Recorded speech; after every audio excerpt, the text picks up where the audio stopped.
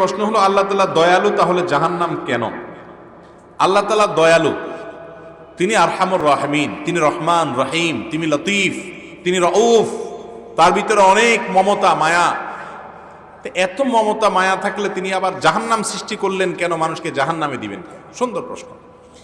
এর উত্তর হলো যে কেন যে প্রশ্ন করছেন আপনি, কেন যে উত্তর চাইছেন আপনি, এটা এজন্য চাইছেন যে আপনি আল্লাহকে আপনার মতো আমার মতো মনে করতেছেন, এজন্য কেনর উত্তর চাচ্ছেন।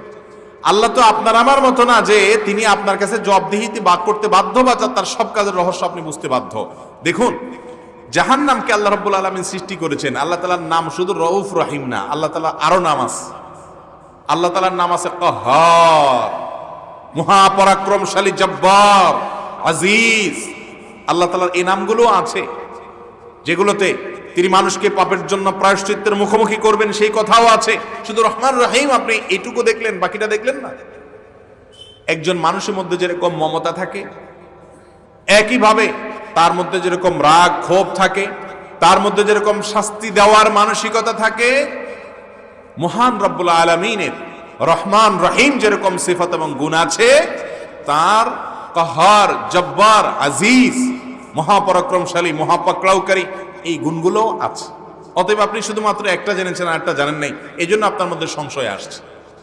আল্লাহ রাব্বুল আলামিন আমাদেরকে জান্নাত জাহান্নামের পথ দুইটাই বাতলে দিয়েছে, এরপরও আমরা নিজেরা জাহান্নামের দিকে অগ্রসর হই। আল্লাহ তাআলা আমাদের সবাইকে হেফাজত করুন।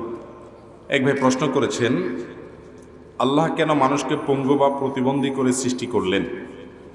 এটা আমাদের অনেক সংশয়বাদী ভাইদের প্রশ্ন, অনেক নাস্তিকদের প্রশ্ন, যে আল্লাহ তাআলা কেন মানুষকে পঙ্গু করে সৃষ্টি করলেন? আল্লাহ তো আরহামুর রাহিমিন, আল্লাহ তো মহা দয়ালু, তাহলে একটা মানুষকে পঙ্গু করে সৃষ্টি করলে তার প্রতি তো দয়া হলো না?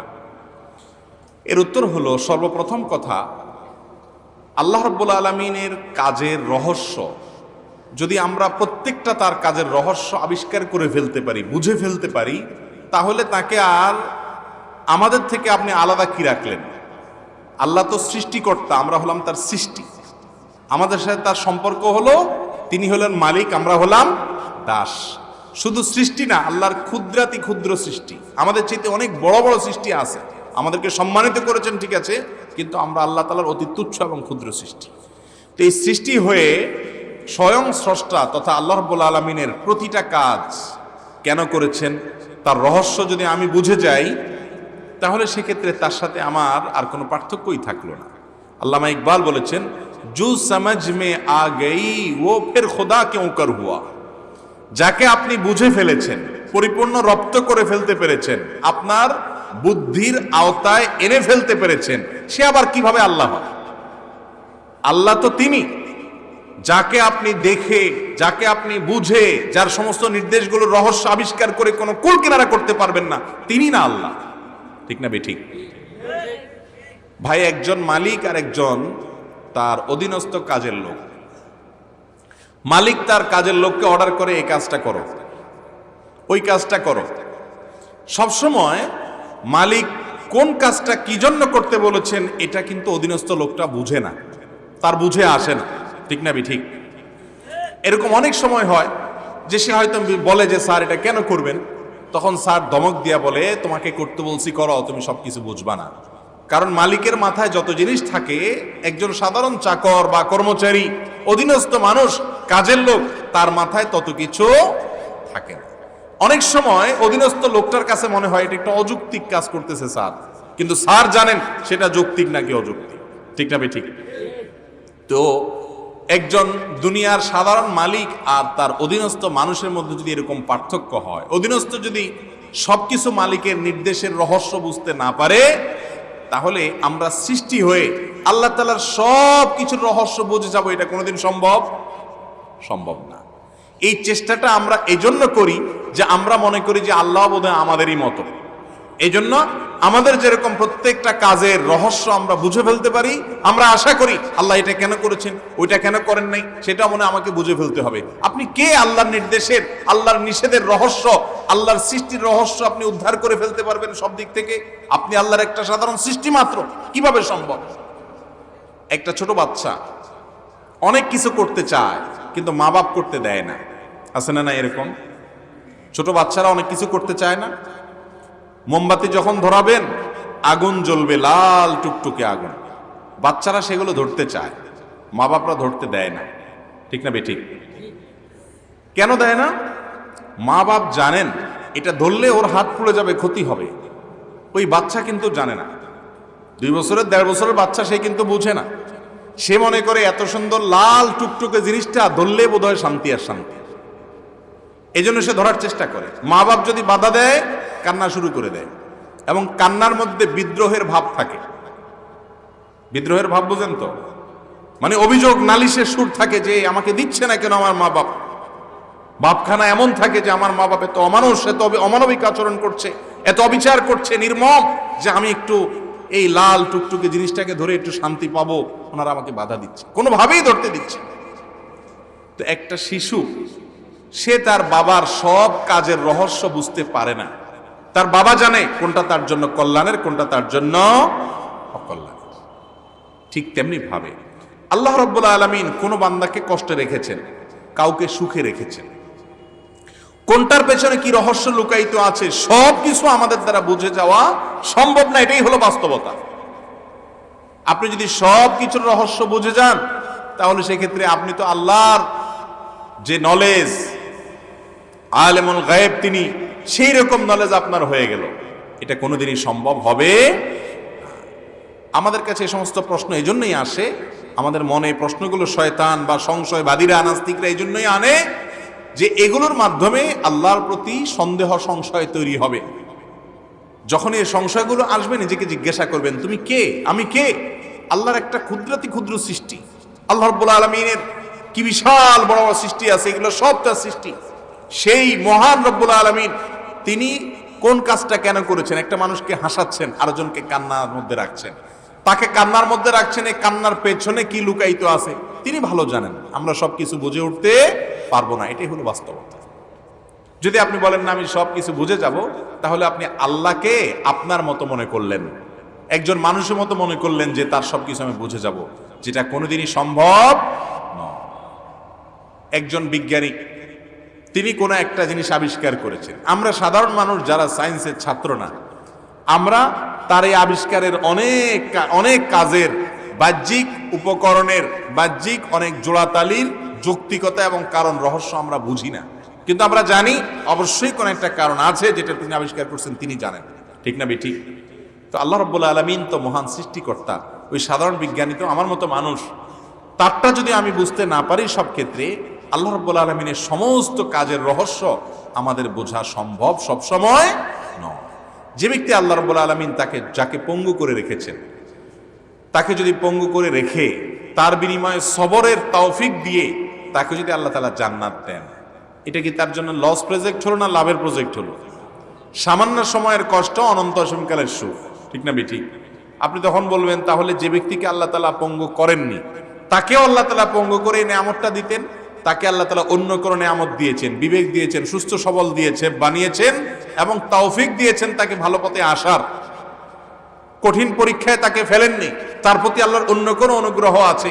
সব কিছু আল্লাহ তাআলার আপনি ধরে ফেলতে পারবেন, এটা কোনোদিনই সম্ভব নয়। এরপর মা বাবা বিনা কারণে গালিগালাজ করলে কি করতে হবে? মা বাবার বিষয়টা খুব জটিল ভাই। ওনারা যদি গালিগালাজ করেন, ভুল কাজ করেন, অন্যায় করেন, আপনি সন্তান হিসাবে তাকে বোঝানোর চেষ্টা করবেন, তাকে নসিহত করবেন নরমভাবে। সন্তান হিসেবে, বাবা এটা ঠিক না, আল্লাহ নিষেধ করেছেন, তুমি মুসলমান, আমরা মুসলমান, আমাদের জন্য এটা জায়েজ নাই, গালি দিও না। পারলে বুঝাবেন, তাও আবার পরিস্থিতি বুঝা। ও টাইমে আপনি নসিহত করতে গিয়ে থাপ্পড় চপ্পড় খাইয়ে পরে আমার দোষ দিয়ে না। সময় বুঝা, পারলে বাপ শক্কর দেখে বাবার মন মেজাজ ভালো আছে, তখন সফটলি পারলে একটু নসিহতটা করে দিয়ে, দূরে থেকে করেন যা থাপ্পড় দিলে দৌড় দিতে পারে।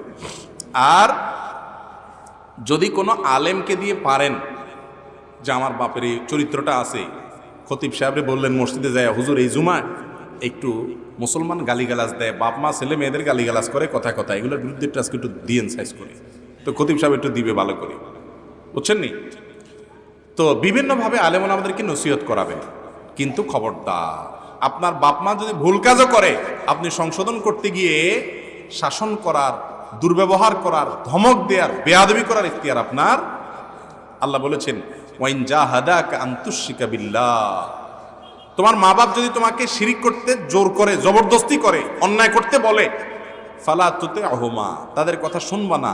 কারোর কথায় অন্যায় করা যাবে না। বাপমার কথা, বাপমাও যদি অন্যায় করতে বলে করবা না। তবে ওয়াসাহিবহুমা ফিদ দুনিয়া মারুফা, তাদের সাথে দুনিয়াতে সুন্দর আচরণ করতে হবে। তারা তোমাকে খারাপ কাজের কথা বলতেছে, হারাম করতে বলতেছে, যেন ব্যবহার খারাপ করতে পারো না। তুমি সন্তান হিসাবে সারা জীবন তার সাথে ঠিকই ভালো ব্যবহার করতে হবে। এই জায়গাটা আমাদেরকে ঠিক রাখতে হবে। অনেক ছেলে মেয়ে আছে এখানে সে স্লিপ করে। এরপরে প্রশ্ন, আল্লাহ সুবহানাহু ওয়া তাআলা কোন ব্যক্তিদেরকে দিয়ে জাহান্নাম উদ্বোধন করবেন? ভাই, এই সম্পর্কে নবী করিম সাল্লাল্লাহু আলাইহি সাল্লামের বিখ্যাত হাদিস অনেকেরই জানা থাকার কথা। তিনি বলেছেন 3 শ্রেণীর মানুষকে দিয়ে আল্লাহ রাব্বুল আলামিন জাহান্নাম উদ্বোধন করবেন। তাদেরকে আগে জাহান্নামে দিয়ে শুরু করবেন, সবার আগে তারা জাহান্নামে যাবে। তাদের মধ্য থেকে যেই 3 ব্যক্তির কথা হাদিসে আসছে, তারা সবাই কিন্তু দেখতে ভালো মানুষ, আসলে ভালো না। তার ভিতরে একজন আলেম, কারি, যিনি মানুষকে ইসলামের কথা বলে, কোরআন তেলাওয়াত শোনায়, ভালো ভালো কাজ করে। এই ব্যক্তিকে আল্লাহ কিয়ামতের দিন ডেকে বলবেন, তোমাকে আমি অনেক কোরআন হাদিসের জ্ঞান দিয়েছি, আলেম হইছো, হাফিজ হইছো, কারি হইছো, সুন্দর কণ্ঠ আছে, সব দিছি, কি করছো তুমি বলো এগুলো দিয়া?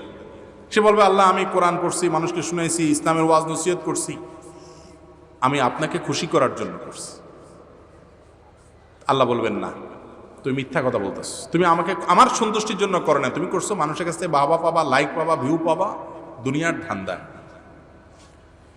এবং যেটার জন্য করেছো সেটা দুনিয়াতে পেয়ে গেছো, এখন তোমার কাছে জন্য আমার কাছে আর কিছু নাই, আমার নেয়ামতের কোনো শুকর তুমি আদায় করো নাই, তুমি করছো দুনিয়ার জন্য, সেটা পেয়ে গেছো। এরপর তাকে জাহান্নামে ফেলা হবে।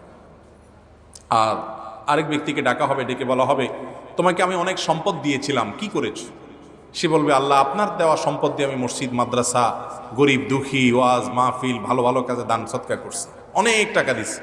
আল্লাহ বলবেন, না, তুমি মিথ্যাবাদী, তুমি এগুলো এজন্য করেছো যে সবাই তোমাকে বাহবা দিবে, দানবীর বলবে, নাম যশ খ্যাতি হবে, এই সুনাম সুখ্যাতির আশায় তুমি করেছো। তুমি আমার কাছ থেকে সন্তুষ্টির আশা হলে কারোর কাছ থেকে কোনো কিছুর আশা করতে না, অনেক সময় গোপন রাখতা, সেটা তুমি করো নাই। অতএব যে জন্য করেছো সেটা দুনিয়াতে পেয়ে গেছো, এখন তোমাকে জাহান্নামে নিক্ষেপ করা হবে, তাকে দিয়ে জাহান্নাম উদ্বোধন করা হবে। আবার আরেক ব্যক্তি, যাকে আল্লাহ রাব্বুল আলামিন শরীরে শক্তি সমক্ষমতা দিয়েছেন, সে হয়তো আল্লাহর রাস্তায় জিহাদ করতে করতে শাহাদাতের মৃত্যু হয়ে দুনিয়া থেকে গেছে, বাহ্যিকভাবে শাহাদাতের। তাকে আল্লাহ ডেকে জিজ্ঞাসা করবেন, তুমি কি করেছো তোমার জীবনকে? সে বলবে, আল্লাহ গোটা জীবনই তো আপনার রাহে দিয়ে দিছি, আমি মৃত্যুর মুখে পতিত হয়ে গেছি, জীবন বাজি রেখেছি, আমি শাহাদাত বরণ করেছি তোমার দিনের জন্য। আল্লাহ বলবেন, না, তুমি লড়াই করেছো বীর সাজার জন্য, যে সবাই তোমাকে বাহাদুর বলবে, বীর বলবে, হ্যাঁ, তুমি যোদ্ধা হবে, সুনাম শক্তির জন্য, সেগুলো দুনিয়াতে হয়ে গেছে।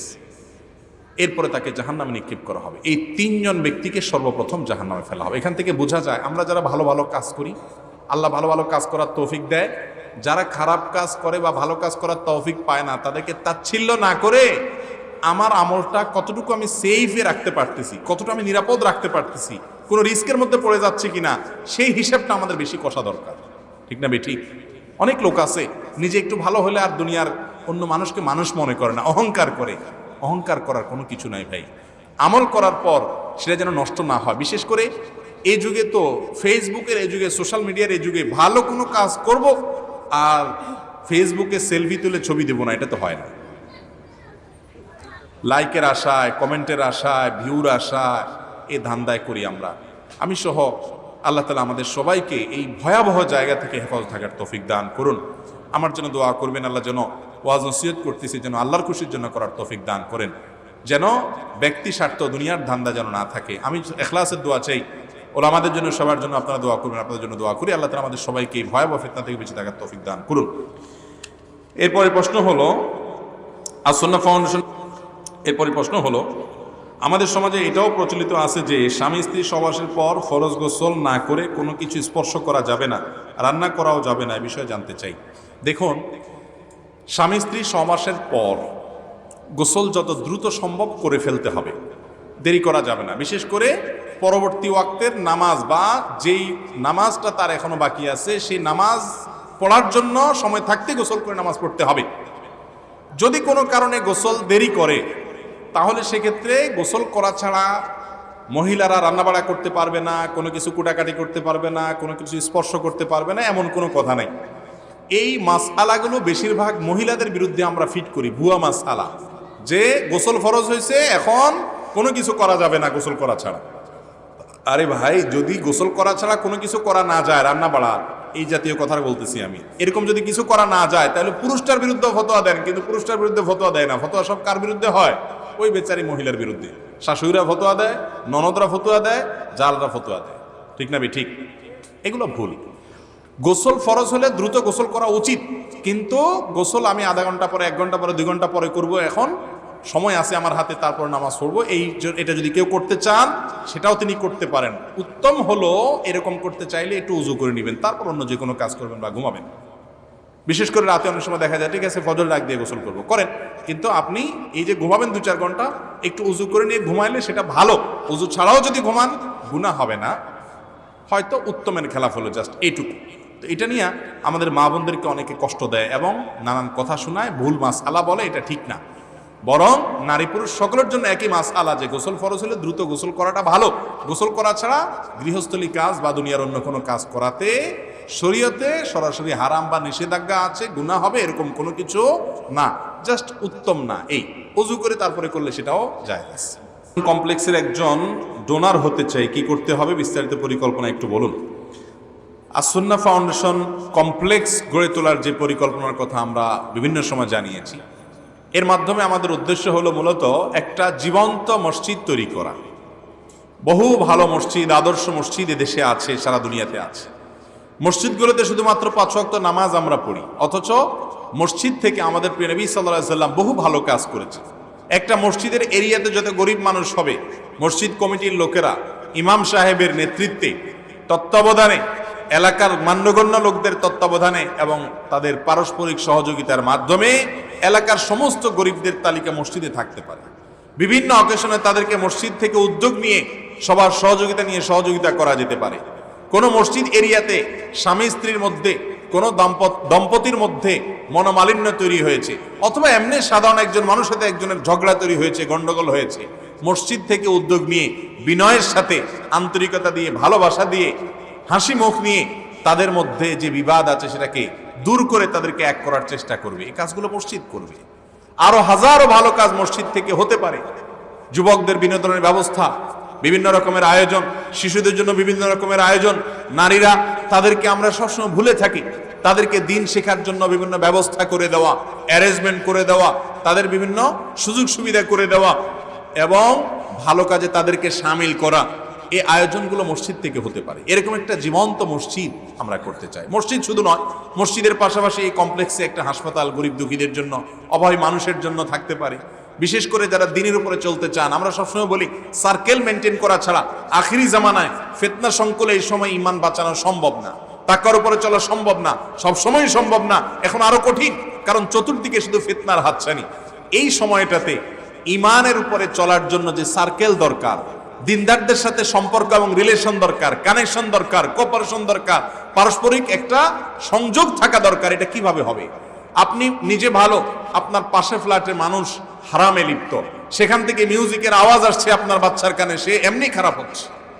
আপনি ভালো, আপনার পাশেই হয়তো কোনো হারামখোর আছে যে নিত্য নৈমিত্তিক ভাবে হারাম খায়, আপনার বাচ্চা সেগুলো দেখে দেখে প্রভাবিত হয়, আপনি নিজে প্রভাবিত হন।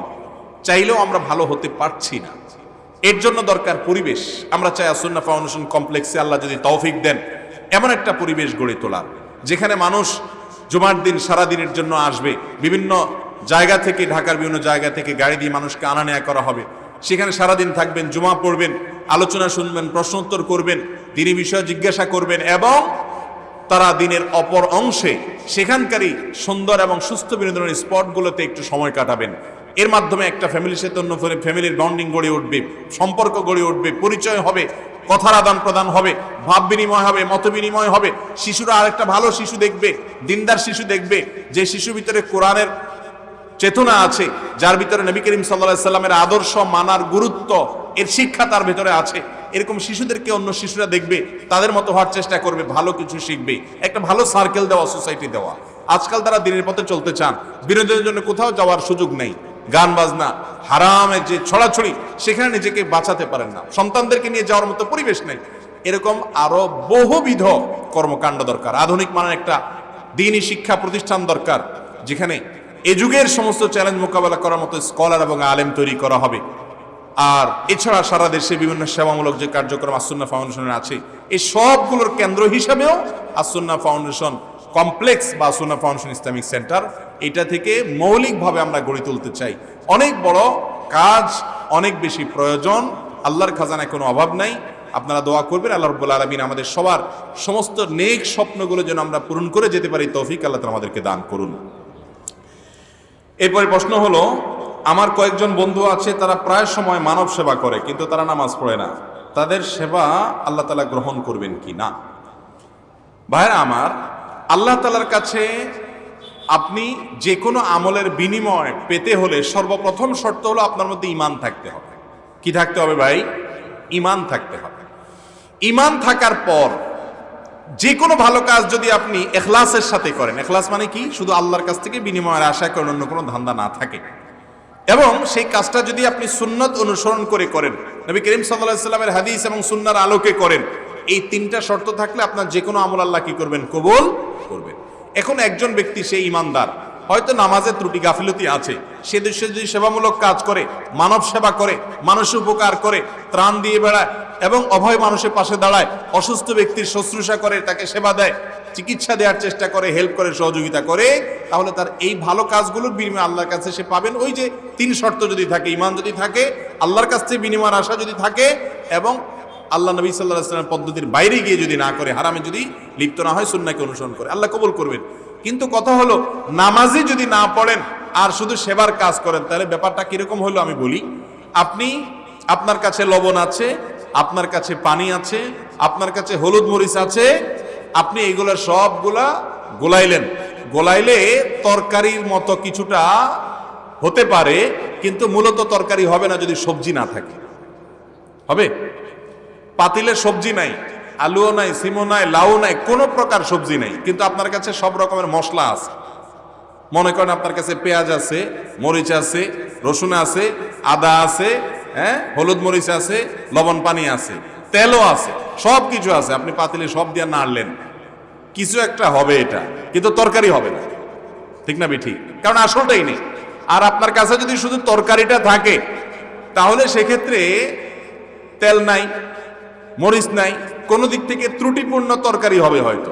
একজন মানুষ নামাজ পড়ে কিন্তু মানুষ উপকার করে না, ভালো কাজ করে না, তাহলে তার সবজিটা তার কাছে আছে কিন্তু লবণ নেই, মরিচ নেই, তরকারি হবে, এটা জাতের তরকারি না কিন্তু তরকারি হবে। আরেকজনের নামাজই নেই, ইসলামের সবচেয়ে গুরুত্বপূর্ণ বিষয়, আল্লাহ সবচেয়ে বড় নির্দেশ ঈমানের পরে, সেইটাই যদি না থাকে, তাহলে বেচারার কাছে সবজিই নেই, শুধু ওই কি আছে, মশলাপাতি আছে। এই মশলাপাতি দিয়া সে কিছু একটা তৈরি করতে পারবে, ঠিক আছে, কিন্তু এইটা দিয়া তার তরকারি খাওয়ার স্বাদ পূরণ হবে? কথা কি বুঝাতে পারছি? আল্লাহর কাছে কিয়ামতের দিন জান্নাত চাইবেন, আল্লাহ সন্তুষ্টি চাইবেন, অথচ মেইনটাই নিয়ে যাবেন না, তো কি লাভ হবে?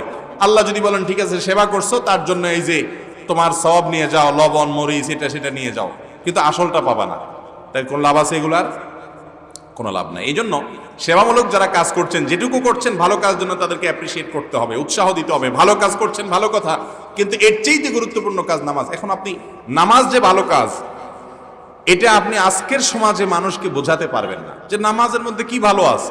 মানুষের সেবা করলে ভালো, এটা তো আমরা বুঝি। এটাই হলো আখিরি জামানার ফিতনাগুলোর মধ্যে থেকে অন্যতম। শয়তান আমাদের কাছে যেই যুক্তিগুলো দেয় সেগুলো যুক্তি হিসাবে আসে। আমার আল্লাহ যিনি ভালো এবং মন্দের পুরস্কার এবং তিরস্কার করবেন, ভালোর বিনিময় দিবেন, মন্দের জন্য শাস্তি দিবেন, তিনি যেটাকে সবচেয়ে ভালো বলেছেন তার চেয়ে ভালো কিছু হতে পারে না। আমার বুঝে আসুক আর না আসুক, এর নাম ঈমান। এর নাম কি রে ভাই? ঈমান। অতএব সেই নামাজটাই যদি না থাকে, তাহলে সেক্ষেত্রে কেমন যেন মূলটা নাই, কিন্তু সাইড অনেক কিছু তার কাছে আছে। হ্যাঁ, যেটুকু আছে সেবামূলক কাজ করুন, সেটাকে অবশ্যই স্বীকৃতি দিতে হবে। আল্লাহ তাআলা আমাদের সবাইকে শুধুমাত্র এই সেবামূলক কাজ নয়, অনেক ভাইরা আছেন, অনেক ভালো গুণ আছে, কিন্তু নামাজটাই পড়ে না। আবার অনেক লোক আছে নামাজ পড়ে কিন্তু মানুষের উপকার করে না, স্বার্থপর, নিজেরটা ছাড়া কিচ্ছু বুঝে না। এরকম মানুষও আছে না নেই? এই দ্বিতীয় টাইপের মুসলমানও, সেও ভালো মুসলমান না। আর প্রথম যে নামাজই পড়ে না, তার তো মাসাই নাই, তার আর বুধবার কি। তো এটা একটা প্রবাদ আর কি বাংলা, যে মাসা থাকলে তার বুধবার হইলে সেটা তার কাজে আসে, বুধবারে বাজার বসে বা কিছু। মাসাই নাই, তার আর বুধবার কি আর সোমবারই বাকি। ব্যাপারটা সেরকম। আল্লাহ তাআলা আমাদেরকে কোরআন এবং হাদিসের উপরে সম্পূর্ণরূপে চলা, পূর্ণাঙ্গভাবে ইসলামে দাখিল হওয়ার তৌফিক দান করুন। এক একজন এক একটা ধরে বসে আছে। একজন নামাজ পড়ে কিন্তু মানুষের আইল ঠেলে, আরেকজন আইল ঠেলে না, মানুষটা ভালো কিন্তু নামাজ পড়ে না। এই দুইজনের একজনও পরিপূর্ণ ভালো না। যে ব্যক্তি নামাজও পড়ে, মানুষের ক্ষতিও করে না, কারোর হক নষ্ট করে না, দুইটাই তার মধ্যে আছে, এ হলো পূর্ণাঙ্গ ভালো, আসল তরকারি ভালো। আল্লাহ তাআলা আমাদেরকে পূর্ণাঙ্গ ভালো হওয়ার তৌফিক দান করুন। এরপরে প্রশ্ন হলো, ব্যানার লাগানোর জন্য গাছের গায়ে তার কাটা লাগানো যাবে কিনা? অনেক গাছে দেখা যায় বিভিন্ন সাইনবোর্ড লাগাই আমরা। অনেক সময় দেখা যায় অনেক ভালো ভালো কথা, সুবহানাল্লাহ, আল্লাহকে জিকির করুন, আল্লাহর স্মরণ করুন, আস্তাগফিরুল্লাহ, আল্লাহু আকবার, এগুলো লিখে বিভিন্ন গাছের সাথে পেরেক মেরে লাগাই দেওয়া হয়। আছে না এরকম? এই কাজটা মৌলিকভাবে করা যাবে কিনা? প্রথম কথা হলো, যিনি এটা করছেন তিনি যদি নিজের গাছে করেন, নিজের গাছে নিজে করছেন, তো এটা তার জন্য জায়েজ। এটা কোরআন হাদিসে কোথাও তার জন্য নিষিদ্ধ কিছু না। তার গাছ, তার কাটারও অধিকার আছে, যেহেতু তার মালিকানাধীন বস্তু। কিন্তু সেক্ষেত্রেও আমরা যেহেতু জানি যে তার কাটা লাগানো গাছের জন্য ক্ষতিকর, আমি গাছটা এখন কাটতে চাচ্ছি না, তাহলে ক্ষতি কেন করব? এই গাছ থেকে আমি অক্সিজেন পাবো। নবী করিম সাল্লাল্লাহু আলাইহি সাল্লাম বিভিন্ন হাদিসে বিনা প্রয়োজনে গাছ কাটার ব্যাপারে নিরুৎসাহিত করেছেন, সতর্ক করেছেন আমাদেরকে। এবং আরব দেশে বড়ই গাছ জাতীয় কাঁটাদার গাছ বেশি থাকতো। এই গাছ কাটা সম্পর্কে বলেছেন তিনি, যদি কেউ কাটে কিয়ামতের দিন তার মাথায় আগুন ঢালা হবে জাহান্নাম। মুহাদ্দিসিন ইকরাম অনেকের ব্যাখ্যায় বলেছেন, মানে প্রয়োজন ছাড়া যেমনি সেমনি গাছ রাখলো। হ্যাঁ, প্রয়োজন থাকলে আপনি 100 বার কাটতে পারেন। তো এই গাছের গায়ে আপনি যদি কোনো সাইনবোর্ড লাগাতে চান, ওটা রশি দিয়া বেঁধে দিতে পারেন, অন্য কোনো এটা তার দিয়া মোড়ায়া পেঁচায়া বেঁধে দিতে পারেন। কিন্তু আপনি তার কাটা মারলে, যত বেশি তার কাটা মারবেন, একটা মারেন আর বেশি মারেন, এটা গাছের জন্য ক্ষতিকর। আর গাছের জন্য ক্ষতিকর হলে, গাছের প্রাণের জন্য ক্ষতিকর হলে আপনার অক্সিজেনের অভাব হবে। এবং হাদিসের আলোকে বিনা প্রয়োজনে কোনো কিছুর ক্ষতি বা নষ্ট করা উচিত না। সেই জায়গা থেকে এটা অনুত্তম, না করা ভালো। যদি নিজের গাছ হয়, আরেকজনের গাছ যদি হয়, বেশিরভাগ আরেকজনের গাছেই হয়। কোথায় কার গাছ? সাইনবোর্ডে এক না গায়ে রাস্তার পাশে লাগাই দিয়ে যাচ্ছে আরেকজনের গাছ। তো আরেকজনের গাছের যদি ক্ষতি হয়, এরকম কাজ আপনি করেন, সেটা করার সুযোগ আপনার নাই। সেটা তো আরেকজন অধিকার নষ্ট করা। আমরা অনেকে সুবহানাল্লাহ, আলহামদুলিল্লাহ লিখে লিখে মানুষের গায়ে প্যারাক মারি, এই গাছে প্যারাক মারে মানে লাগিয়ে দিয়ে যাচ্ছে। আরে ভাই, আরেকজনের গাছে আপনি প্যারাক মারি, এই ভালো কথা আপনার লিখতে কে বলছে? পারলে নিজের গাছে লাগান, আর না হলে প্যারাক ছাড়া অন্য কোনো ভাবে করেন। এক কথায় অন্যের যাতে ক্ষতি না হয়, তার জন্য কোনো অধিকার নষ্ট না হয়, সেদিকটা খেয়াল রাখতে। মুসলমান প্রতিটা সূক্ষ্ম ছোট বড় বিষয়ে সাবধান থাকবে যে আমার দ্বারা কারো কোনো ক্ষতি হচ্ছে কিনা, কিয়ামতের দিন কোনো জবাবদিহি করা লাগে কিনা, এই চিন্তা করে প্রত্যেকটা কাজ করবে। এর নাম মুসলমান। আল্লাহ তাআলা আমাদেরকে খাঁটি মুসলমান হওয়ার তৌফিক দান করুন। এরপর প্রশ্ন হলো, বিধবা ভাতা, বয়স্ক ভাতা, প্রতিবন্ধী ভাতা, এগুলো জায়েজ আছে কিনা?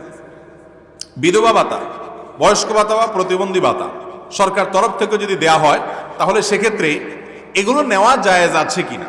এর উত্তর হলো, সরকার যদি দেশের কোনো নাগরিক পিছিয়ে পড়েছে অথবা তার বিশেষ কোনো অবদান আছে, সেজন্য কোনো রাষ্ট্রীয় কোষাগার থেকে ভাতা দেয়, কোনো প্রকার পয়সা করে মান্থলি দেয় বা ইয়ারলি দেয়, তো সেটা গ্রহণ করাতে মৌলিকভাবে কোনো অসুবিধা নেই।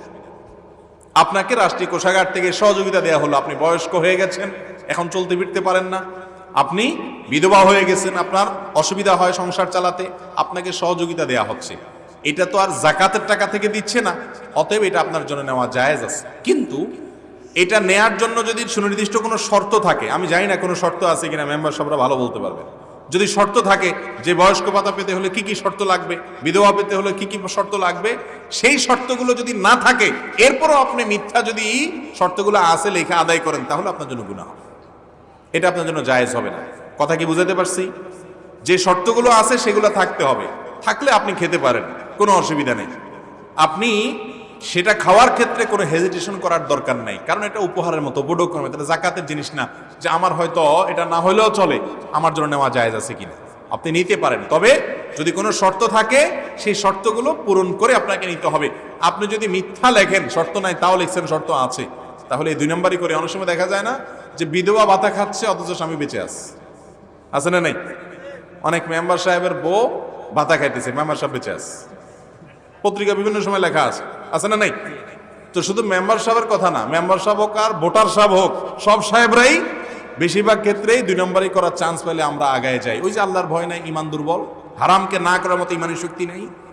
তো এই জন্য এগুলা জায়েজ নাই। এমনিতে যদি বিধবা ভাতা দেওয়া হয় বা বয়স্ক ভাতা দেওয়া হয় সেটা নেয়াতে কোনো অসুবিধা নেই। মাহফিলের ময়দানে বসলে কি প্রতি নিঃশ্বাসে 10 নেকি পাওয়া যাবে, এটা কি সঠিক? এটা অনেক এলাকাতে প্রচলিত আছে এবং অনেক জায়গায় প্রশ্ন দেখেছি আমি যে মাহফিলে বসলে প্রতি নিঃশ্বাসে 10 নেকি করে পাওয়া যায়। এটা আমার মনে হয় কোনো মাহফিল আলারা মানুষ বেশি যেন হয় সেজন্য হাদিস বানাইছে আর কি। কারণ কোনো কোরআন হাদিসে এরকম কোনো কথা আছে বলে আমার জানা নেই যে মাহফিলে বসলে প্রতি নিঃশ্বাসে 10 নেকি করে আছে। হয়তো কোনো মাহফিল আলারা মানুষজন কম হবে এই ভয়ে জাল হাদিস ছড়াই দিস, এটা জাল হাদিস। কোনো হাদিসে এরকম কোনো কথা বলা হয় না। হ্যাঁ, এটা ঠিক, মাহফিলে আমরা আসব জানার জন্য, বুঝার জন্য। নেকিটা হবে সেটা আমাদের এখানে মুখ্য নয়। মুখ্য হবে কি? ইসলাম সম্পর্কে জানবো, জেনে আমল করবো। এই যে আজকে এখানে আসলেন, এত কষ্ট করে আয়োজকরা আয়োজন করছেন, যারা পয়সা কড়ি দিয়ে, বুদ্ধি দিয়ে, সময় দিয়ে, শ্রম দিয়ে এত সুন্দর একটা আয়োজন করেছেন। উদ্দেশ্য কি? আমরা যেন ইসলাম সম্পর্কে নতুন কিছু জেনে বুঝে আগের কোনো ভুল থাকলে সেটা সংশোধন করে যেতে পারি। আমি আজকে মাহফিল শুনে গেলাম, কাল থেকে আমার মধ্যে পরিবর্তন আসতে হবে। আমি আগে একটা জিনিস জানতাম, এখন সঠিকটা জানি। আমি আগে একটা ভুল কাজ করতাম, এখন আর সেটা করি না। আমি এখন থেকে নিজেকে পরিবর্তন করার চেষ্টা করি। এটা যদি আপনি করতে পারেন তাহলে মাহফিলের আয়োজন সার্থক, আমার আশাও সার্থক, ওনাদের আয়োজন করাও সার্থক, ডোনারদের ডোনেশন দেওয়া সার্থক, আপনারা কষ্ট করে এসে বসেছেন, সময় দিয়েছেন, এটাও সার্থক। এখানে নিঃশ্বাসে নিঃশ্বাসে সওয়াবের কাউন্ট হিসাব না করে বরং আপনি কি শিখছেন, কি নিয়ে যাচ্ছেন সেটা হিসাব করে। কথা কি বুঝাতে পারছি? এখন মুসলমানরা আমরা অনেক ক্ষেত্রে শুধুমাত্র সওয়াব, ওই যে দুনিয়া পয়সা কামাইতে কামাইতে শুধু পয়সার অ্যামাউন্ট ছাড়া কিছু বুঝি না। এই জন্য আখিরাতের ক্ষেত্রে সওয়াব কত হলো, সওয়াব তো আপনি দেখবেন। আল্লাহ তাআলা সওয়াবের ঘোষণা দিয়েছেন কেন? সওয়াব মানে আখিরাতের কারেন্সি। দুনিয়াতে যেরকম পয়সা চলে, আখিরাতে কি চলবে? সওয়াব মানে বিনিময়। সেই বিনিময় আপনি আশা করেন, কিন্তু কোন কোন ক্ষেত্রে বিনিময়ের পাশাপাশি সেখান থেকে আপনার কিছু বোঝার, শেখার, নেওয়ার, গ্রহণ করার আছে, সেটা নিতে হবে। বরং কোন কোন ক্ষেত্রে সেটা বড়। অতএব মাহফিলে সওয়াব পাবেন, আসলে কত সওয়াব পাবেন, প্রতি নিঃশ্বাসে 10 এরকম কথা নাই, কিন্তু পাবেন, বিনিময় পাবেন। একটা ভালো কাজে আসছেন, তার জন্য আল্লাহ আপনাকে কি দিবে? ইনশাআল্লাহ বিনিময় দিবেন। সেটার জন্য আল্লাহ কোনো ফিগার বলে দেন নাই এত বিনিময় পাবেন। তবে হ্যাঁ, বিনিময় আল্লাহর কাছ থেকে যাই পান না পান, আপনি যদি নিজেকে পরিবর্তন করতে পারেন তাহলে সেই মাধ্যমে, সেই কাজের দ্বারায় আপনি আপনার আখিরাতকে গোছাতে পারবেন। আল্লাহ আমাদেরকে মাহফিল থেকে কিছু না কিছু শেখার, বুঝার, আমল করার তৌফিক দান করুন। নিজেদেরকে পরিবর্তন করার চেষ্টা করবো তো ইনশাআল্লাহ।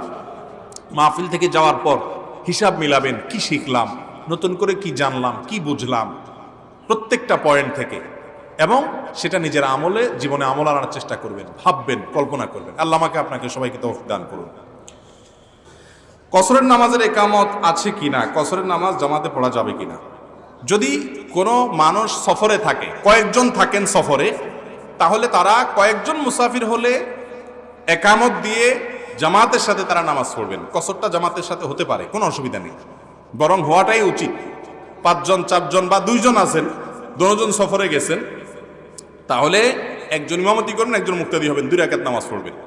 এমনকি একজন মুসাফির আর বাকি সবাই স্থানীয়, তাহলে ওই ইমাম সাহেব কসর যদি তিনি নামাজ পড়ান, ইমামতি করেন মুসাফির সাহেব, তাহলে তিনি 2 রাকাত নামাজ পড়বেন, জোহর, আসর, এশা, আর পিছনে মুক্তাদিরা 4 রাকাত পড়বেন। অর্থাৎ তিনি সালাম ফেরানোর পরে বাকিরা দাঁড়ায় যাবেন, স্থানীয়রা, তারপরেও জামাতের সাথে পড়বেন। জামাতের সাথে পড়লে 1 রাকাতে কত রাকাতের সওয়াব? 27 রাকাতের সওয়াব, 27 গুণ সওয়াব। এই জন্য এটা মিস করা যাবে না। সফর অবস্থায়ও করা যাবে, সবাই মুসাফির থাকলে সবাই কসর করবে, একামত দিয়ে করবে। আর কেউ মুসাফির, কেউ যদি স্থানীয় হয়, ইমাম সাহেব যদি স্থানীয় হয়, তিনি 4 রাকাত পড়লে পিছনে মুসল্লিও মুসাফির হলেও তিনি 4 রাকাত পড়বেন, মুক্তাদি সাহেব। এরপরে প্রশ্ন, আমি জানতে পারলাম জন্মদাতা পিতা ছাড়া অন্যকে পিতা বলে আব্বু বা বাবা ইত্যাদি রাখলে তার জন্য জান্নাত হারাম। তাছাড়া আমরা শ্বশুর, চাচা, জ্যাঠা এদেরকে আব্বা বলে ডাকি, তার হুকুম কি হবে? বিস্তারিত জানালে উপকৃত হব। আদম আলাইহিস সালাম, ইব্রাহিম আলাইহিস সালামকে পিতা বানিও। আচ্ছা যাক, যেটুকু বোঝা গেছে যে কোরআনে আল্লাহ বলেছেন উদউহুম লিআবাইহিম, তোমরা তোমাদের বাবার পরিচয়ের সাথে সম্বন্ধ করে সন্তানদেরকে ডাকবা। অমুকের ছেলে, যে যার জন্মদাতা বাপ না, তাকে তার ছেলে বলবা না। পালক পুত্র বা অন্য কাউকে সন্তান বলে পরিচয় দিবা না, এটা আল্লাহ নিষেধ করেছে। এটা আল্লাহর কাছে অধিকতর ন্যায়সঙ্গত, আকসাত। এখন শ্বশুরকে যে আব্বা বলে, এটা জায়েজ আছে কিনা, এই প্রশ্ন উত্তর আমরা অনেক জায়গায় দিয়েছি। শ্বশুরকে আব্বা বলা জায়েজ আছে। কেন জায়েজ আছে? কারণ শ্বশুরকে যে আব্বা বলা হয় এটা হলো সম্মান সূচকভাবে, এটা রিয়েল আব্বার নিয়তে আব্বা বলা হয়। আপনাকে একটা ফর্ম দেওয়া হয়েছে, সেখানে আপনার নাম লিখতে হবে, আপনার বাপের নাম লিখতে হবে, আর অনেক কিছু লিখতে হবে। এই বাপের নামের ঘরে কেউ কি শ্বশুরের নাম লেখে? বুঝেন নাই কথা? বাপের নামের ঘরে কেউ কেউ শ্বশুরের নাম লেখে? কার নাম লেখে? ও নিজের জন্মদাতা বাপের নামই লেখে। তার মানে কি, সে রিয়েল বা আসল, মূলত বাপ বলতে যেটা বোঝায় জন্মদাতা, সেটা তার বাপকেই শুধু বলতেছে। আর শ্বশুরকে যে আব্বা, শাশুড়িকে যে আম্মা বলতেছে, ওটা হলো কথার কথা, সম্মানের, বউরে খুশি করার জন্য এক কথা। ঠিক না ঠিক? যে বেচারি যদি আমি আন্টি বলি, আঙ্কেল বলি, তাহলে না খুশি হয়ে যাবে, সংসার ভাঙার উপক্রম হয়ে যাবে। এই জন্য আব্বা আম্মা ডাকে, বা তারা শ্রদ্ধার পাত্র, স্ত্রীর কারণে তারাও এক প্রকারের বাবা মা, অর্থাৎ সেটা অরিজিনাল বাবা মা না, সম্মান সূচকভাবে বলা হয়। বিধায় এটা বললে কোনো অসুবিধা নাই।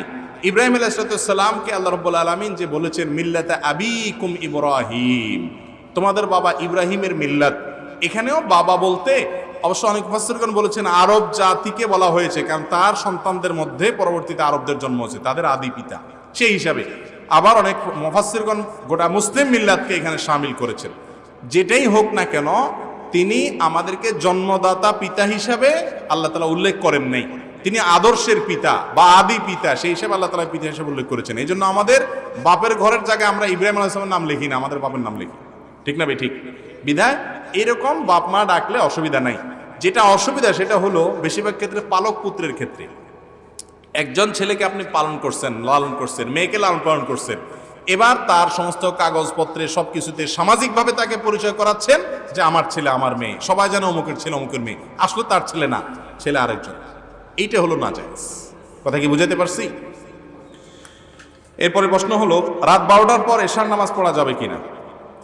রাত 12টার পরে এশার নামাজ পড়া যাবে কিনা? উত্তর হলো, এশার নামাজ কত সময় পর্যন্ত পড়া যাবে, কত সময় পড়া যাবে না, এটার সাথে তার কোনো সম্পর্ক নাই। অর্থাৎ ঘন্টা মিনিটের সম্পর্ক প্রত্যক্ষভাবে নাই।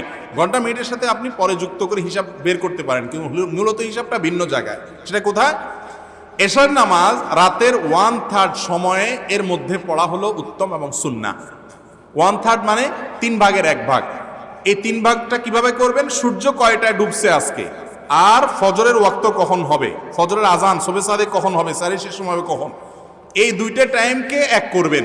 যত টাইম হবে তার 3 ভাগের 1 ভাগ পর্যন্ত, সেটা কখনো রাত 9টা হতে পারে, কখনো 9:30 হতে পারে, কারণ সূর্য তো সবসময় একরকম ডুবে না, কখনো 5টায় ডুবে, কখনো 6টায় ডুবে, কখনো 5:30টায় ডুবে। তো যেই সিজনে যখন হয়, আপনি রাতের 1/3 1/3 মধ্যে এশা পড়বেন, সেটা হলো সুন্নাত। মধ্যরাত পর্যন্ত, রাতের মাঝামাঝির আগ পর্যন্ত এশা পড়তে পারেন, সেটা হলো জায়েজ, অনুত্তম এত দেরি করাটা, কিন্তু জায়েজ, নামাজ হয়ে যাবে।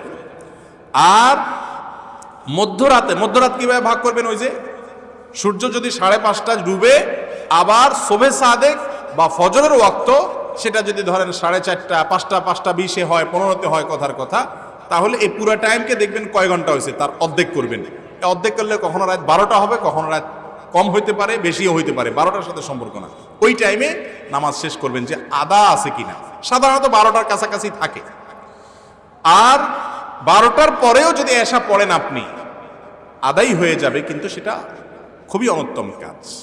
সেটা করা যাবে কতক্ষণ পর্যন্ত? ফজরের আজানের আগ পর্যন্ত, শোবে সাদেকের আগ পর্যন্ত আপনি এশা পড়তে পারেন। তাহলে এশাটা রাতের 3 ভাগের 1 ভাগের মধ্যে পড়া উত্তম, আর মধ্যরাত পর্যন্ত পড়া জায়েজ। মধ্যরাতের পরে দেরি করে পড়াটা খুবই অনুত্তম কাজ, কিন্তু তাতেও আদায় হয়ে যাবে শোবে সাদেক পর্যন্ত। কোনো কারণে কোনোদিন লেট হয়ে গেছে, আপনি সে টাইমে পড়লেন, জায়েজ আছে, কিন্তু এটাকে সিস্টেম বানিয়ে ফেলা জায়েজ নাই। তাহলে বিষয়টা 12টা 1টার সাথে সম্পর্ক না, রাতে 3 ভাগের 1 ভাগ, রাতের অর্ধেক, আর শোবে সাদেক বা ফজরের ওয়াক্ত, এটার সাথে সম্পর্ক এশার নামাজ। আচ্ছা, এরপরের প্রশ্ন হলো, জি, এরপরে প্রশ্ন হলো, রমজান মাসে নফল ইবাদত ফরজের সমতুল্য এবং একটি ফরজ 70টি ফরজের সমতুল্য, এ ব্যাপারে কোরআন হাদিসের বক্তব্য কি বললে উপকৃত হব? এরকম একটা হাদিস আছে ভাই, যে রমজান মাসে একটা ফরজ অন্য সময় 70টা ফরজের সমান সওয়াব, আর একটা নফল কাজ অন্য সময় ফরজ কাজ করলে যেরকম সওয়াব হয় সেরকম সওয়াব হবে। কিন্তু এই হাদিসের সনদকে মুহাদ্দিসদের অনেকেই দাঈফ বা দুর্বল সূত্রে বলেছেন, অর্থাৎ সহিহ বা বিশুদ্ধ নয় বলেছেন। এরপরে প্রশ্ন হলো, ওযু অবস্থায় কোনো মা যদি সন্তানকে স্তনপান করান তাহলে কি ওযু ভাঙবে? না, সন্তানকে দুগ্ধ দান করানোর ফলে কি হয় না? ওযু ভঙ্গ হয় না। এরপরে প্রশ্ন হলো, মেয়েরা কি আজানের পরপরই নামাজ পড়তে পারবে? উত্তর হলো পারবে। আমাদের দেশে অনেকে মনে করেন, বিশেষ করে মহিলারা মনে করেন বাসায় ততক্ষণ পর্যন্ত নামাজ পড়া যাবে না যতক্ষণ মধ্যে মসজিদে নামাজ না হবে। এই জন্য অনেক মহিলারা আছে যা নামাজে বসে থাকেন, অপেক্ষা করেন মসজিদ থেকে পুরুষরা আসলে বা নামাজ শেষ হলে তারপরে তিনি নামাজ পড়েন। এটা ভুল। ওয়াক্ত হয়ে গেলে মহিলারা নামাজ পড়তে পারে, মসজিদের নামাজের সাথে কোনো সম্পর্ক নাই। টাইম হয়েছে কিনা বাস, তাহলে তিনি নামাজ পড়তে পারে। এমনকি মসজিদে আজানও হয় নাই কিন্তু টাইম হয়ে গেছে ক্যালেন্ডার অনুযায়ী, তাহলে তিনি কি করতে পারেন? নামাজ পড়তে পারেন। আর যিনি টাইম টুইম এত বুঝেন না, তিনি মসজিদের আজান অপেক্ষা করলেন, অসুবিধা নাই, আজান পরে পড়ে ফেলতে পারেন। ওয়াক্ত হয়ে গেলে আজানের আগেও পড়ার সুযোগ আছে। এরপরে প্রশ্ন হলো, কোনো স্বামী যদি তার স্ত্রীকে বলে আমাকে ভালো না লাগলে তুমি চলে যেতে পারো এবং তোমাকে আমি ছেড়ে দিব, এতে কি তালাক হয়ে যাবে? এই কথায় তোমাকে আমি ছেড়ে দিব বা ভালো না লাগলে তুমি চলে যাও, এই কথায় তালাক হবে না। তবে এই চলে যাও বললে তাকে কি অর্পিত তালাকের পাওয়ার দেওয়া হলো কিনা এবং তিনি তার বিপরীতে কি বললেন, এটার উপরে অনেক কিছু ডিপেন্ড করবে, ভেরি করবে। এই জন্য তালাকের মাসআলা এভাবে না, কোনো দক্ষ আলেমের সঙ্গে সাক্ষাৎ করে কোনো ইন্ডিভিজুয়াল কেস ঘটলে সেই ঘটনা বিস্তারিত বলে তারপর মাসআলা নিতে হবে। এরপরে প্রশ্ন হলো, আজানের সময় নামাজ পড়া যাবে কিনা? অনেকে বলে প্রথম আজানের সময় নামাজ পড়া যাবে না। আজানের সময় আজানের জবাব দিবেন। আজানের জবাব দেওয়া একটা সওয়াবের কাজ। মুয়াজ্জিন যা বলে তা বলা। মুয়াজ্জিন আল্লাহু আকবার বলছে, আপনি আল্লাহু আকবার বলেন। মুয়াজ্জিন আশহাদু আল্লা ইলাহা ইল্লাল্লাহ বলছে, আপনি আশহাদু আল্লা ইলাহা ইল্লাল্লাহ বলেন। মুয়াজ্জিন আশহাদু আন্না মুহাম্মাদুর রাসূলুল্লাহ বলছে, আপনি কি বলবেন? সাল্লাল্লাহু আলাইহি সাল্লাম পরে বলবেন। এখানেও আশহাদু আন্না মুহাম্মাদুর রাসূলুল্লাহই বলবেন। মুয়াজ্জিন হাইয়া আলাস সালাহ, হাইয়া আল ফালাহ বলবে, এই দুই সময় শুধুমাত্র আপনি লা হাওলা ওয়ালা কুওয়াতা ইল্লা বিল্লাহ বললেন। আবার মুয়াজ্জিন আল্লাহু আকবার বলবে, আপনি আল্লাহু আকবার বলবেন, লা ইলাহা ইল্লাল্লাহ লা ইলাহা বলবেন। মুয়াজ্জিনের আজানের জবাব দিলে কি লাভ হবে জানেন? বিপুল পরিমাণে সওয়াব হবে। বিভিন্ন হাদিসে আসছে, নবী করিম সাল্লাল্লাহু আলাইহি ওয়াসাল্লাম বলেছেন, মুয়াজ্জিনের আজানের জবাব যদি তুমি দাও, অর্থাৎ মুখে সে যা বলে তুমি যদি সেগুলো বলো, তাহলে সে আজান দিয়ে যে পরিমাণ সওয়াব পাবে, তুমি জবাব দিয়ে সেই পরিমাণ সওয়াব পাবে। আর মুয়াজ্জিন কি পরিমাণ সওয়াব পায়? নবী করিম সাল্লাল্লাহু আলাইহি ওয়াসাল্লাম বলেছেন, মুয়াজ্জিনের আজান শুনে যত মানুষ নামাজ পড়তে আসে সবার সমপরিমাণ সওয়াব সে পায়।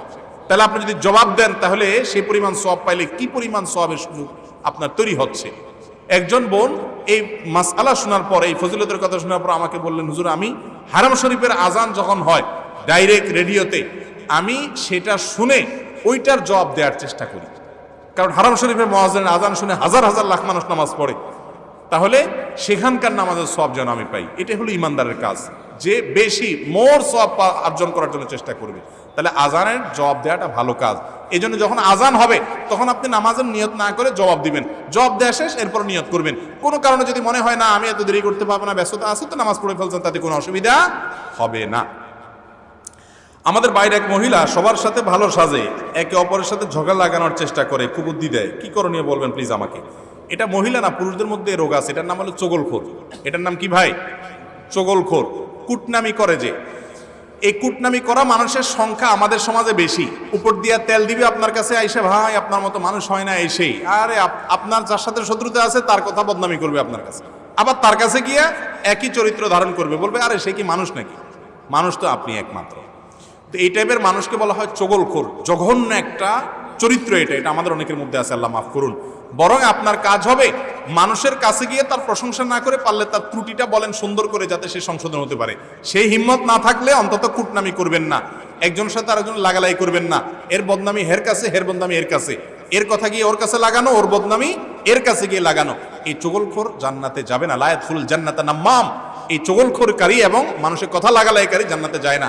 মহিলাদের মধ্যে এই গুণ বেশি থাকলেও, বেশি আছে কিনা জানি না, হয়তো গ্রামাঞ্চলে একটু বেশি, কাজকাম কম থাকে। পুরুষদের মধ্যে অনেকে দুশ্চরিত্রের আছে। আল্লাহ তাআলা আমাদেরকে চগলখুরি থেকে বেঁচে থাকার তৌফিক দান করুন। আমার স্বামী অন্যকে বিয়ে করে আমাকে অবহেলা করে, তখন কি করণীয়? কোনো পুরুষ যদি আরেক বিয়ে করে তার আগের বউকে অবহেলা করে, তাহলে সে গুনাহে লিপ্ত হয়, জঘন্য অপরাধ হয়, বান্দার হক নষ্ট করে। একে কোনো আলেমের কাছে নিয়ে কাউন্সিলিং করানো উচিত, বোঝানো উচিত, অন্যথায় সে গুনাহগার। আমার শ্বশুর বাড়িতে পুকুর থেকে নামাজের ওযু করে আসতে হয়। আসার সময় উঠানে পুরুষ মানুষ থাকে, এখন কি করা, অজু থাকবে কিনা? কোনো মহিলা যদি এরকম হয় যে অজু করে আসার পরে কোনো পরপুরুষের সাথে দেখা হয়ে যায়, অজু ভাঙবে না, কিন্তু দেখা হলে তিনি মাথার কাপড় টেনে দিয়ে ঘোমটা দিয়ে পর্দা করার চেষ্টা করবেন, এটুকু শুধুমাত্র। স্বামীজি তার স্ত্রীকে স্ত্রীর বাবা মায়ের সাথে খারাপ আচরণ করতে বাধ্য করে, তাহলে ওই স্ত্রীর করণীয় কি? না, অনেক অমানুষ স্বামী আছে, বলে না তুমি বাবার বাড়িতে যাবা না, ভাইয়ের সাথে সম্পর্ক রাখবা না, বোনের সাথে সম্পর্ক রাখবা না, এটার কোনো রাইট স্বামীর নেই। আপনি আপনার স্ত্রীকে কোনো অন্যায় কাজ করার কথা বলতে পারেন না। আত্মীয় স্বজনের সম্পর্ক রক্ষা করা ফরজ না সুন্নত? ফরজ। আর আত্মীয় স্বজনের সাথে সম্পর্ক ছিন্ন করাটা কি? হারাম। কোনো স্ত্রী তার স্বামীকে বা কোনো স্বামী তার স্ত্রীকে তার পরিবারের সাথে সম্পর্ক ছিন্ন করতে বললে সেটা অন্যায় কথা, সে অন্যায় কথা শোনা যাবে না। যদি কোনো মা বোন এরকম বিপদে পড়েন যে স্বামী অমানুষ, তার কথা না শুনলে আপনার উপর জুলুম করবে, তাহলে তার সামনে উপর দিয়ে দেখান যে কোনো সম্পর্ক নাই, মিথ্যা বলেন না, তলে তলে আপনি সম্পর্ক রাখার চেষ্টা করবেন। এরপর প্রশ্ন হলো, আমার স্বামী দ্বিতীয় বিয়ে করেছে, আমাকে রেখে সে নামাজ পড়ে না, রোজা রাখে না, আমাকে রেখে দ্বিতীয় বিয়ে করেছে, নামাজ পড়ে না, রোজা রাখে না, আমার সাথে খারাপ ব্যবহার করে, আমার পেটে বাচ্চা আছে, আমার এখন কি করা? সবর করবেন, আল্লাহ রাব্বুল আলামিন সবরের বিনিময়ে জান্নাত দিবেন। হুটহাট করে মুরব্বীদের সাথে পরামর্শ করবেন, বিচক্ষণদের সাথে পরামর্শ করবেন, তারপর ডিসিশন নেবেন যে আপনি চলে যাবেন কিনা। যাওয়ার ক্ষেত্রে আবার এই তালাক কিভাবে নেবেন সেগুলো জেনে তারপর যাবেন। স্বামী যদি প্রথম স্ত্রী থাকার সত্ত্বেও পরকিয়া করে, দ্বিতীয় বিয়ে করে, তাহলে সেটা জায়েজ আছে কিনা? পরকিয়া তো হারাম, কিন্তু দ্বিতীয় বিয়ে করা তার জন্য জায়েজ আছে, তখন যদি সে সমতা বজায় রাখতে পারে। আল্লাহ কোরআনে বলেছেন, যদি কেউ একাধিক বিয়ে করে এবং স্ত্রীদের মধ্যে সমতা বজায় রাখতে না পারে, রাখতে পারবে কিনা এই ভয় যদি তার মধ্যে থাকে, তার জন্য একাধিক বিয়ে জায়েজ নাই, ফাওয়াহিদা, তাহলে সে এক বিয়ে করবে। আজকাল যারা একাধিক বিয়ে করে বেশিরভাগই ওই প্রথমগুলোকে ভুলে যায়, শেষেগুলোর সাথে সম্পর্ক ভালো রাখে। এগুলো হারাম এবং নাজায়েজ, অবিচার এবং জুলুম। বিয়ে করলে সবার প্রতি লেনদেন, তাদের সাথে থাকা টাকা সব কিছুতে সমান হারে থাকতে হবে এবং সমতা বজায় রাখতে হবে। আর দীর্ঘায়িত না করি, অনেক প্রশ্ন দেওয়া হয়েছে। আল্লাহ তাআলা আমাদের সবাইকে বুঝার এবং আমল করার তৌফিক দান করুন। জাযাকুমুল্লাহু খায়রা ওয়া আখিরু দাওয়ানা আলহামদুলিল্লাহি রাব্বিল আলামিন।